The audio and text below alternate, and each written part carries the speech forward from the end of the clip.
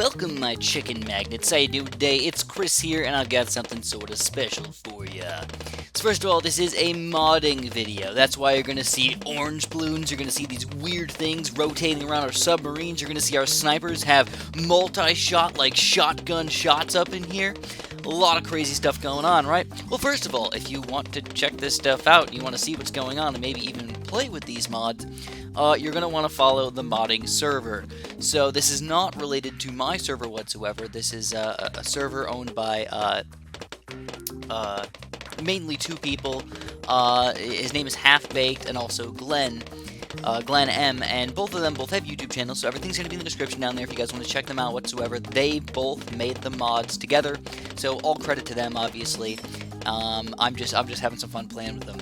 So, as you can tell, holy crap, guys, this is a really fun-looking tower here. What does this look like? It looks almost like Chris's freaking chainsaw shotgun monkey up in here, right? It looks awesome! I'm actually really excited for this thing because, it does look a little bit goofy. It doesn't look like it does a perfect chainsaw thing, but I think they did a really freaking solid job. You can actually see, if you look very closely, all of those are little tiny blade maelstrom or tactular blades, and when he shoots, the blades also spin, so they're like, you know, cutting things up. So I thought that was really freaking cool over there, that he decided to add my idea into the game, or at least I think it was my idea, into the game. So with this new update, I think every single tower except for Banana Farms and Monkey Aces have gotten an update. So you guys might have seen Jam Bites mods, you know, in the past. You know, I know a lot of people have been playing with those things and everything, and those guys are really fun. Don't get me wrong. I'm not saying that those aren't fun or aren't useful or anything like that, but I think it's fun to try out a bunch of different things and just kind of see where it goes, see what's fun, see what you want to play with your friends. That's what this is, man. Only play with your friends. Obviously, you should not play against any regular people, and I don't think you even can. If you update any sort of files in you know, battles, you obviously can't play with other people. So please also be considerate, just in case something happens. Don't play with random people, just play with your friends, because that's where it's fun and that's where it actually matters. So anyways, he's got some sort of submarine right now, and the difference with the submarine is obviously it's got some green balls, and as you get higher and higher levels, you get bigger and better green balls, or just like more green balls, and they can just chug through a lot of balloons. So if you have one of these guys in a really solid spot, it's sort of like a Glaive Lord boomerang, but has more projectiles. The only weird thing is they disappear, so after they hit a certain amount of pops, they end up disappearing, which is kind of crazy. On my side, I've got the sniper rifle, or the shotgun sniper, or the shotgun chainsaw monkey right now. And I can't buy the next level upgrade just yet, but I'm really excited to get the chainsaw upgraded into like a flame-throwing chainsaw mega destructionator.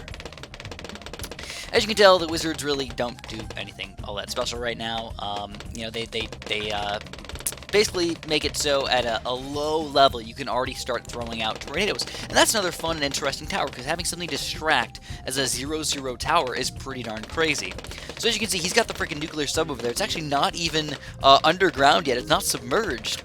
And it's popping all these balloons, and it's got crazy ones popping. So anyways, I'm like, holy crap, dude, a mini freaking Moab up in here. You guys might have been able to see it. It looks really goofy. It's sort of dark black. You can see like it has a few little kind of lines over there. It's basically a Moab, but it's made a little bit smaller and obviously really dark. Now the submarine somehow is ridiculously powerful enough to stop a mini Moab.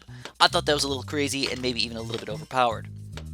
That's one other thing that I wanted to talk about really quick, is the fact that this game is not all that balanced, okay? Obviously, whenever you have new mods come out, usually the upgrades need to be adjusted as far as price goes, and maybe even power, and maybe even something else. So, that's where you guys come in. You know, invent some cool strategies, make some fun stuff up, and see what is really overpowered, see what's a little underpowered, maybe kind of sucks a little bit, and, you know, let the modding server know so they can end up adjusting things and make it, you know, more fair. I would say that he's obviously tested out this game quite a bit. He knows the submarines are really powerful, and getting a nuclear sub like that, I don't even know what it costs. You know, it could have been really expensive. But having that guy makes it seem like I just can't beat him. Like, even Moabs aren't even going to get through this thing. So at first I thought it was a glitch where the Moabs were actually coming out dark black like that, but then I found out later that they're actually mini Moabs, which is another really cool addition in the game. As far as new balloons go, we've got the orange balloon's the main new one, which kind of works like a higher level pink balloon, right? Actually, orange balloons do turn into pinks, which then obviously turn into yellows, greens, blues, and reds. Same things with regens. Whenever you have, orange balloons, obviously they're going to go down to pinks, blah, blah, blah, blah, blah, blah, blah. Now, I never actually even looked yet, but I think it's the same way with the higher tier balloons, where if you have blacks or zebras or rainbows or ceramics, they go down into oranges and then down to pinks and so on.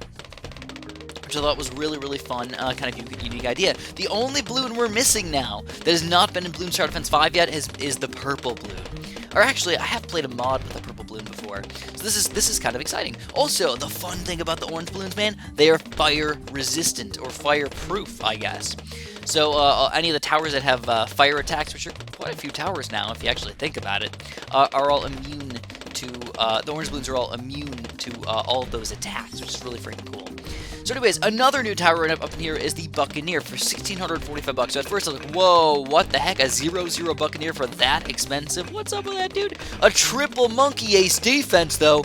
I thought that was awesome. I think it was a really cool addition. It's basically like a 4th tier Buccaneer, but as a 0-0. But I didn't feel like it was all that unfair. I thought it was actually pretty reasonable. I mean, nobody really wants 3 0-0 monkey aces, right? It's like sort of a goofy thing to buy. And I mean, even though it could work out in some maps and actually be a decent tower and all that stuff, I didn't find it all that important. I didn't find it all that overpowered or anything like that. So here we go, guys. I'm gonna get the left-sided all the way on the left, or the sniper upgraded all the way on the left up in here, and now he's got a flamethrower shooter beam-looking thing up in here, and you can see it's really powerful. It's kind of difficult to see, but you can actually see if you look close that the little finger-like projectiles coming out of the out of the, I don't know what to call it, man, the green flame thing, are actually moving. It's hard to tell exactly how they're moving. I think they just move back and forth or whatever. But it looks really cool that they actually made it so it moves and stuff like that. So throughout this video, all I'm going to really be doing is just kind of having some fun, playing some games. This is obviously my first game ever, by the way. So I was just kind of testing the waters. I had no idea what any of these upgrades were going to be, so I was just shooting in the dark here, kind of having some fun with this. And this is what I do understand why people like modding the game. Sometimes you learn battles and you realize that you're so good at it that it's not as fun anymore. There's nothing to learn. It's like, okay, that guy beat me, but it was just he just did something a little bit better, or he micro just a little bit better. It's not like I didn't do it. I did something stupid or something like that. And I totally understand that.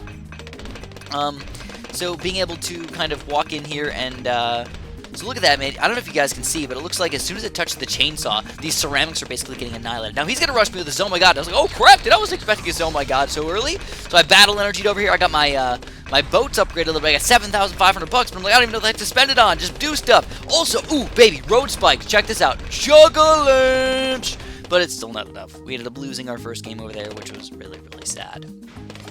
So, I picked an entire new set of towers up in here so we can play another sort of a late-game walkthrough up in here. Another fun new addition to the game is the fact that rainbows can come on round 8 now. So you can see the road spikes. When you use a set of road spikes, they turn into a juggerlanche. Now, you might be thinking, wow, this is really freaking overpowered. Well, there's rainbows coming out, and on round 8, there's oranges coming out on round 6. So we already have higher tier balloons coming out, and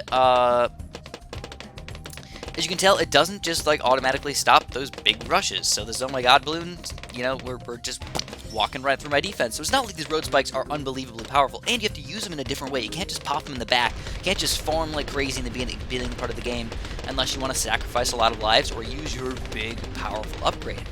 So a lot of stuff going on right now. There's obviously 4 new towers on the screen right here. The cannon. Let's go over at his side first. The cannon is actually a super monkey. As you can see, it's basically a giant exploding dart shooter, and it shoots really, really quickly. So it seems pretty darn powerful, right? Well, it's a super monkey. It should be. It's really, really expensive as well. Moving on, you've got the it's $27.50 just for the 0-0 upgrade. The Ice Tower is sort of a low-level dart monkey, actually. He shoots just like a little shard out, but he also freezes the balloons with that shard. And of course, you can get more upgrades over time to make him even more and more powerful. So, it seems like the Ice Towers are actually really, really powerful because they can end up stunning Moab and BFB class balloons as well.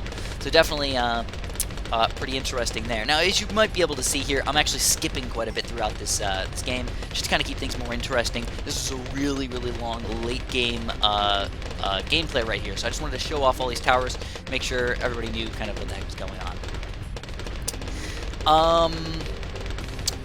The engineer is actually the cannon. You can see the cannon on my side is actually $210. So when I put the cannon down, it turns into an engineer. It kind of sucked, actually. It was kind of a low-level tower. It's had like a couple 9-inch nails type upgrades and stuff like that. And oh, by the way, check out the real cannon or the Super Monkey right now. I love this upgrade. I thought it was really, really cool. It's kind of like a napalm-like upgrade, where it shoots out like a spray of explosions. And I've never seen something like that in any mod so far, in any game so far. A very unique and fun upgrade that I thought was just kind of cool. So, you know, props to them for coming out with some of these really cool upgrades, man.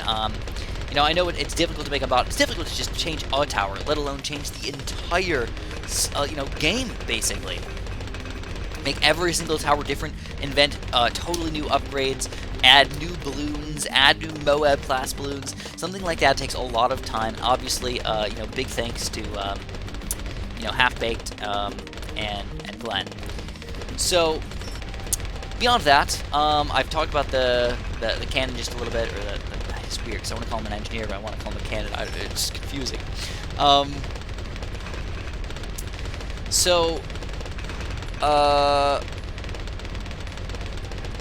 Yeah, engineers are like kind of a low-tier tower. They're not all that good, so I started spamming them a little because I got afraid of these Moab class balloons. Then I realized Super Monkeys are freaking beastly when you start popping those things down. And as you can tell, just this one Super Monkey cannon thing is annihilating tons of grouped mini Moabs. And that was with just sort of low-level upgrades. Now I'm getting up to a 3rd tier upgrade. What? Chicka chicka what? Yeah. Also, you might be noticing something on the bottom left there. What is up with that thing? It looks like it's exploding gigantic Juggerlanche balls. Indeed it is, my friends. Indeed it is. That is the 4th tier upgrade for the left-sided quote-unquote mortar. I know it looks like a dart monkey, but it's a mortar. It's really when you pick the mortar in the game, this is what it turns into. And this is its you know, ability right there. Holy crap! It turns into Juggerlanches coming out like a blade and frickin' maelstrom. What? That thing was super cool. I had to try it out again. I had to be like, oh dude, I have to see this in all of its mighty glory in the middle part of the screen. So of course I'm gonna show you guys that in just a second here. But beyond that, if you haven't noticed, look at the top left corner. You can actually see the Juggernaut balls. It looks like they're coming back. Wait, what? It's boomeranging back or bouncing back. I don't know exactly what to call it. It shoots out and then it magnetifies back to the original tower. So the crazy thing is it doesn't wait until it comes back. I thought that would be something sort of cool, like it keeps shooting the same ball over and over again, but they didn't change the speed on it at all. So it does shoot really, really fast and kind of just shoots it out and then it absorbs it back.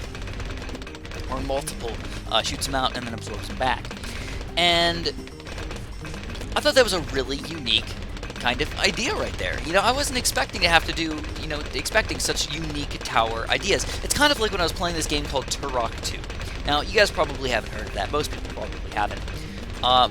Or even just regular Turok. Turok's this guy who was a dinosaur hunter, and it was a game for Nintendo 64. And when you play a lot of games, it's always like, okay, you got the pistol, you got the machine gun, you've got the Uzis, and you've got the shotguns, and you got the snipers. That's all the types of guns that you can have. Well, the great thing about Turok is he had a bunch of unique and fun weapons. All right, they range from, you know, a knife to a bow to missile launchers to energy weapons to charged dart rifles, trank guns, a buzzsaw where you literally throw a saw and slice people's heads off, nukes. Flamethrowers, grenade launchers, PFM layers, There's so many super duper fun weapons in that game, and that's what made it really, really fun to me. You know, I felt like they were actually able to be unique with their weapons. So, this is something that like Ninja Kiwi should really look at and think about for possible ideas in Bloons Tower Defense 6. Now, I bet they've probably got everything just about figured out and everything. They've got all the upgrades ready. They're just, you know, making everything tight and clear and interesting and, you know, making sure everything works well. But I really hope that they came out with some, you know, new and unique ideas instead of just copying everything over from BTD 5. So, we're already at, you know, past round 44 right now. What? Chicka chicka, what? But a crazy Juggerland ability right here, or Juggernaut ability, or Mortar ability, I guess. And I'm using all of my Super Monkey abilities as well. Basically, the Super Monkey abilities look like they're some sort of full screen insta-kill or full screen damager for the beefier Bloons. And still a lot going on. Now, I did end up getting the Monkey Ace as my random tower in here, which is kind of sad because the Monkey Ace, again, like I said earlier, is not any different than regular. Doesn't mean I can't use it, right? I could use that thing. I just choose not to. So I think some of the last things I want to talk about really quick are again, the Bloons. I thought the orange Bloons were a really fun addition. The weird thing about the orange Bloons, and something that I hope that he probably ends up nerfing in the future, is the fact that when you send out one set of orange Bloons, it's 30 income positive. So it's like pink Bloons, but way, way better. You know how normally you can spend about $3,500, get about $3,500 income, and you can send out consistent constant pinks and make money, right? It took me all the way up until like $10,000, $11,000, $12,000 to start making money while sending out mass oranges. So what does that mean for us? Well, it means we're basically making, you know, oranges are basically 4 times as fast as pink balloons. It's kind of ridiculous. You know, also including the fact that orange balloons are obviously more powerful than pink balloons as well. You need big groups of them too. So, he's got a ton of ice towers over here. He's got a bunch of, it looks like 2-4 ice towers. He's got his super monkeys going and everything. He's doing an amazing job defending my massive Oh My God rush up in here. And it looks like I think he's going to end up taking it down. Are you kidding me over here? He's really going to defend all those balloons. So ice towers, you know, I thought, oh man, they must suck. They're such low level, $200 towers. They're like the dart monkey of the game. You can't go late game with those guys. Turned out to be really, really powerful because, as you can see, we're stunning Moabs up in the top while the ice towers are basically all in the bottom. So obviously they're crazy ridiculous. I feel like they're maybe even a little bit too overpowered. And that's one thing about this game that I think a lot of people are going to find fun, though I'll admit I'm not as enticed by late game gameplay. But if you guys are interested in late game gameplay, or maybe even fun late game gameplay, this could be the thing for you. Now also, you know, I was just talking about late game and everything. I actually talked to the mod makers, you know, as I was making the the video and everything. And I told him that I think that they should make it at least a little bit more difficult to go late game. You know, I mean, the Juggerland is already really, really powerful. You know, can help you get a little bit more income in here. Getting some of these early 3rd and 4th tier towers can make you survive until around 18, 20, 22, without having to worry about anything. Like, when you got the nuclear sub up in the last game, it was just like, dude, there's literally nothing I can do to take you down. Even a full-out Regen Rainbow Rush at $50,000 aren't going to do anything. Full-out Moab Rush aren't going to do anything. Full-out BFB Rush, I don't even know if they would have been able to sneak through. So it's just kind of ridiculous to think about.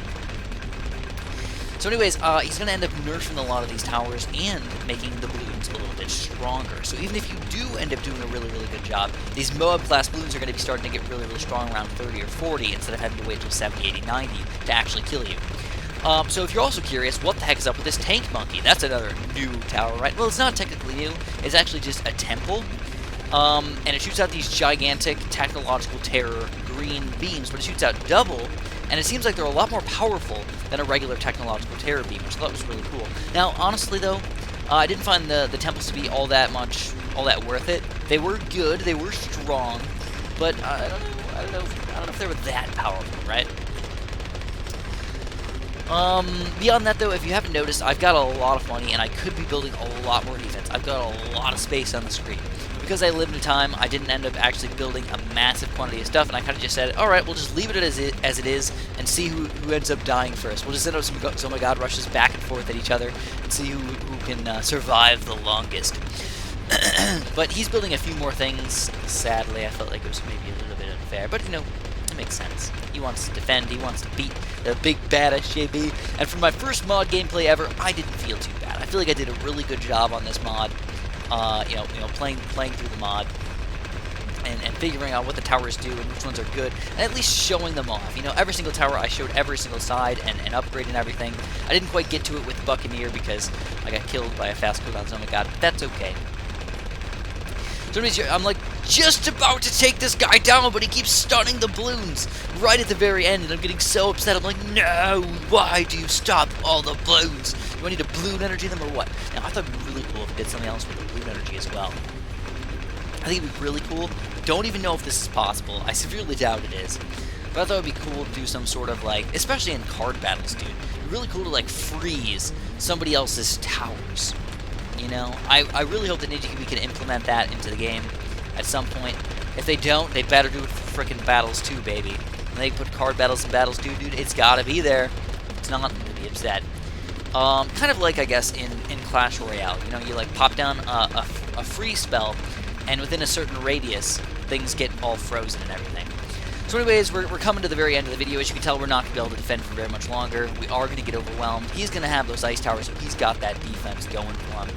Obviously, as usual, if you guys have any suggestions or questions or ideas or anything like that, feel free to throw them in my comment section or go visit either one of our Discords. Obviously, my Discord's meant for more chatting and talking and making friends and being able to make games with people and stuff like that. And their Discord's more for, you know, checking out the mod and making sure you stay updated in the mod and maybe make up ideas and stuff like that for it.